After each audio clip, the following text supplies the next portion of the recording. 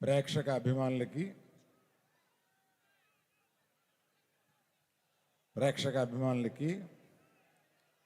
Media మిత్రులకి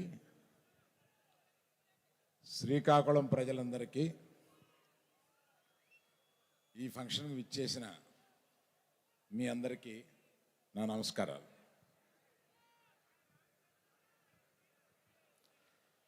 శ్రీకాకుళం ప్రాంతంలోంచి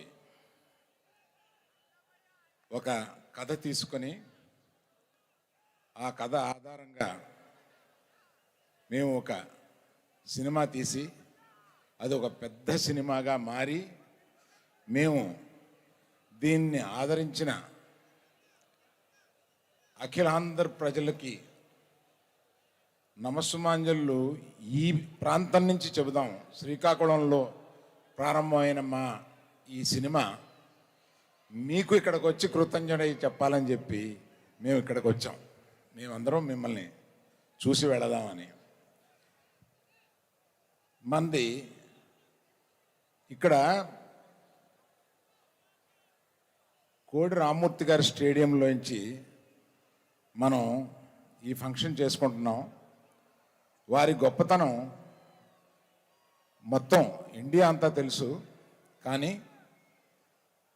వారిని ఇక్కడ తప్పనిసరిగా మనం స్మరించుకోవాల్సిన అవసరం ఉంది. ఎందువలనంటే ఈ ప్రాంతంలో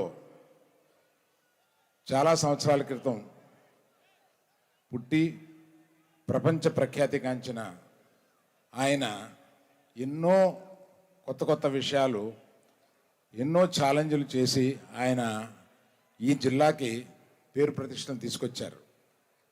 నాకు ఆయన చరిత్ర చదివినప్పుడు ఇది ఒక వెబ్ సిరీస్గా తీయాలని చెప్పి కొంత స్టడీ చేశామండి.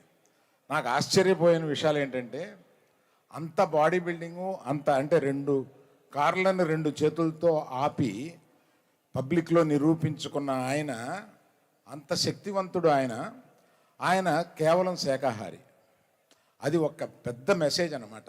అంటే శాకాహారం తింటూ కూడా అంతటి శక్తిని చూపించగలమని ఆయన నిరూపించారు. అటువంటి ఆయన కథని ఏనాటికైనా ఒక సినిమాగా కానీ వెబ్ సిరీస్గా కానీ చేయాలని తలుస్తున్నాం.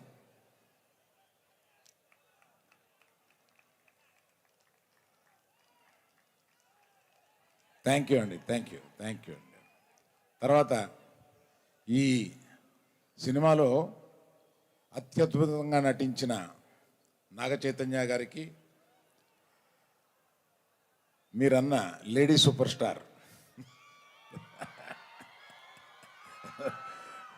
సాయి పల్లవికి, వాళ్ళిద్దరినీ బొమ్మలాట ఆడించినట్టు ఆడించిన మా డైరెక్టరు చందు మొండేటి గారికి. చందు మొండేటి గారు అలా తెలియనట్టుగా అమాయకత్వంగా అలాగా ఉంటారు, కానీ ఆయన కలంలోంచి వచ్చే ప్రతి అక్షరం, ఆయన మేధస్సులోంచి వచ్చే ప్రతి షాటు మనల్ని ఇవాళ ఉర్రు తొలగిస్తుంది. అటువంటి మేధస్సు కలిగిన ఆయన చాలా సైలెంట్గా, ఏమీ తెలియని అమాయకత్వంగా ఆయన కూర్చుని ఉంటారు. ఆయనకి ఈ స్టేజ్ పూర్వకంగా నేను సరదా కృతజ్ఞతలు చెప్పుకుంటున్నానండి. Thank you sir, thank you very much.